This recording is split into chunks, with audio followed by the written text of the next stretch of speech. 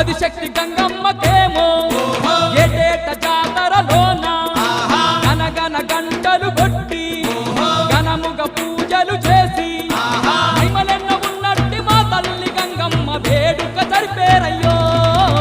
గంగమ్మ తిరునాళ్ళు రన్నో బొబ్బయ్య కోటి భక్తులురా రత్నాల గంగమ్మ మొక్కులు తీర్చగ బయలెల్లి వచ్చేరురా.